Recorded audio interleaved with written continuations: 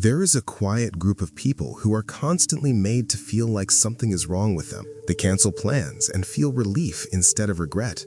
They leave social gatherings exhausted while everyone else feels alive. And at some point, they start wondering if their need for solitude means they're broken. But here's the truth most people never hear. Some people aren't lonely when they're alone. They're finally themselves. And in a world that worships constant connection, choosing solitude isn't weakness. It's a misunderstood form of psychological strength. In this video, we're diving deep into the psychology of people who genuinely prefer being alone, not because they hate others, but because their nervous system works differently. If you've ever been told you're too distant, too quiet, or too isolated, this isn't an accident. This is the truth behind the silence. Let's begin. The preference for solitude almost never begins with a dramatic declaration. It begins with calibration. Slow, quiet, almost invisible to everyone except the person living through it. For years, the pattern looks normal from the outside. They have friends, they attend gatherings, they smile in group photos. But beneath the surface, something is constantly adjusting. Psychologists call this sensory and social regulation. The exhaustion after social events that others found energizing. You leave a party and while everyone else is buzzing, you feel drained. The mental rehearsal before simple interactions. Phone calls require preparation. You script conversations and calculate recovery time. That relief isn't antisocial. It's your nervous system finally exhaling. Someone reschedules and you feel your shoulders drop. You got your evening back. The recharging that only happens in silence. When you're finally alone, your brain stops performing, stops monitoring. You come alive again, but only in stillness. Individually, these moments seem minor.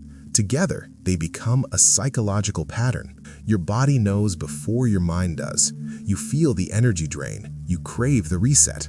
This is the calibration most people never see. Solitary preference doesn't happen because someone is broken. It happens because they've discovered where their nervous system actually thrives. Not in isolation as punishment, but in intentional quiet as restoration. From the outside, preferring solitude often looks concerning, like someone is withdrawing or unable to connect. Friends say, "You need to get out more," or "Don't you get lonely?" The assumption is always the same. Something must be wrong. But that's the confusion between antisocial and asocial. Antisocial behavior involves harm, aggression, violation of social norms. It's destructive and manipulative. Asocial behavior is completely neutral. It's simply a preference for limited social interaction. An asocial person isn't angry at the world. They just genuinely prefer their own company. They find peace in solitude and have structured their life around that need. People who like being alone work exactly this way. They're not rejecting humanity. Many have deep, meaningful relationships. They can connect when it matters.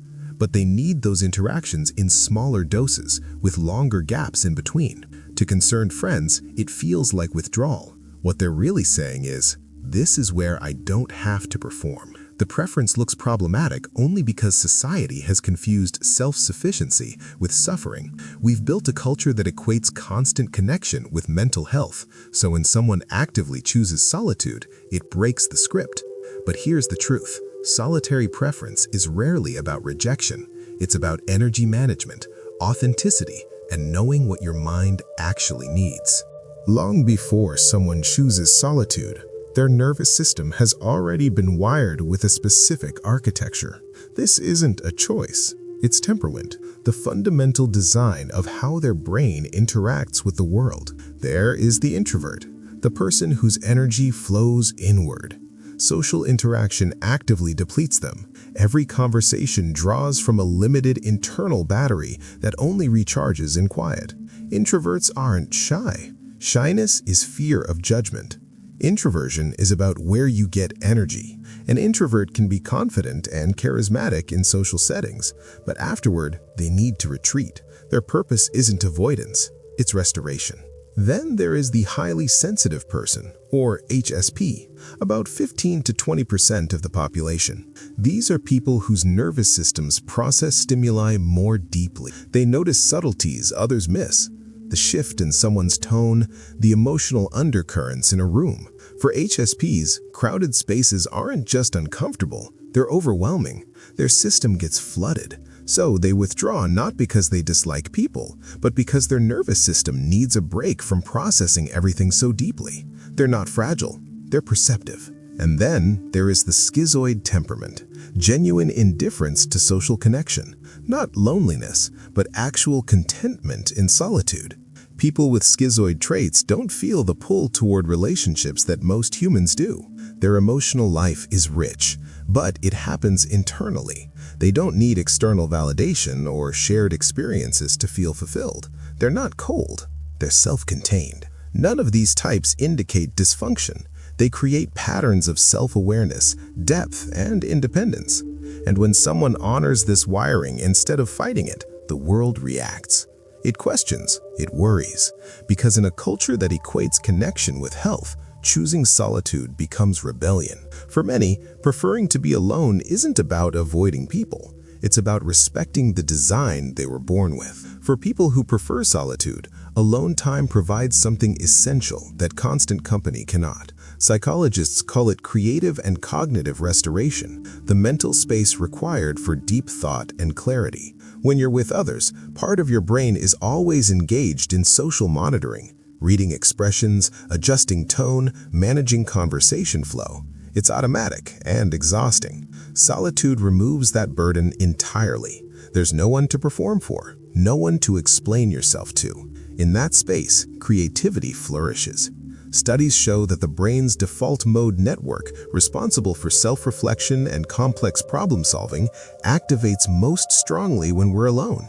This is where ideas are born, where you process emotions without filtering them through someone else's perspective. This is the fertile ground.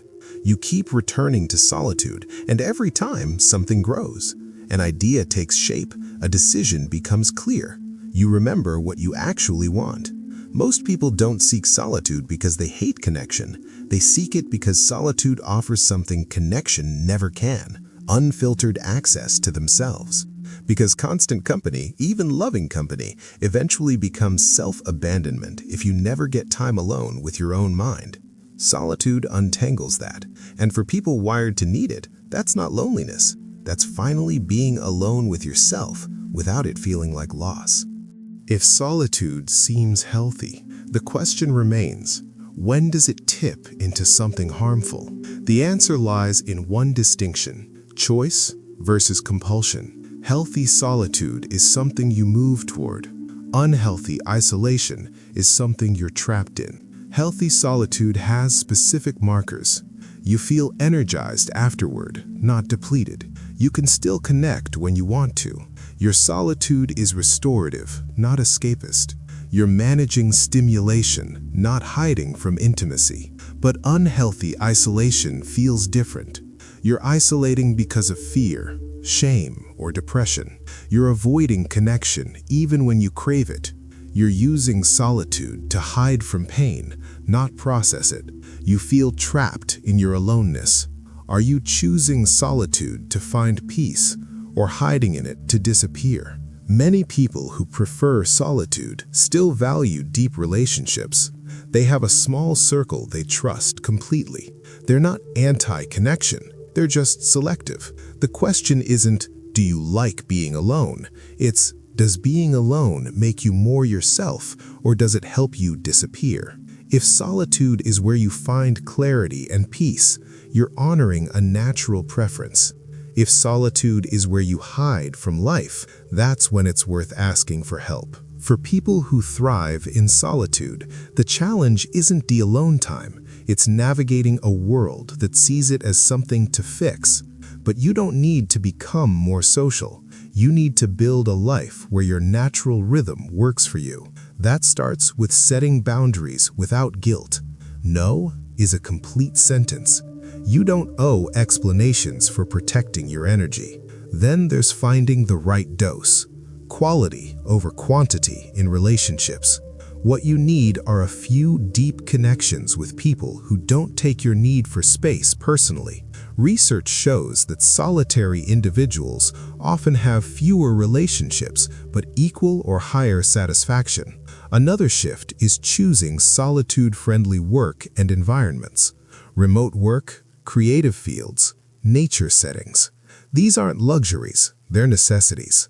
And perhaps most important is communicating your needs clearly. There's a difference between "I don't like you" and "I recharge alone." When you stop treating your solitary nature like a flaw, others stop seeing it that way too. And along this path, something beautiful happens. You discover selective connection, a small circle who understand, who don't demand constant contact, who love you because they see that solitude is part of who you are. This is where authenticity lives. Not when you force yourself into someone else's blueprint, but when you design a life that actually fits your mind. Building a life around your solitary nature is self-knowledge.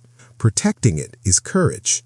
And together, they form a foundation no longer defined by others' expectations, but by what allows you to thrive. Preferring solitude isn't about avoiding connection.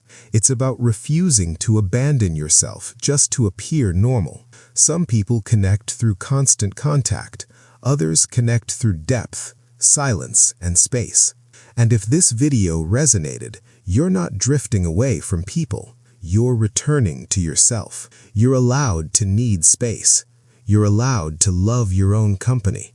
And you're allowed to build a life that fits your nervous system instead of fighting it.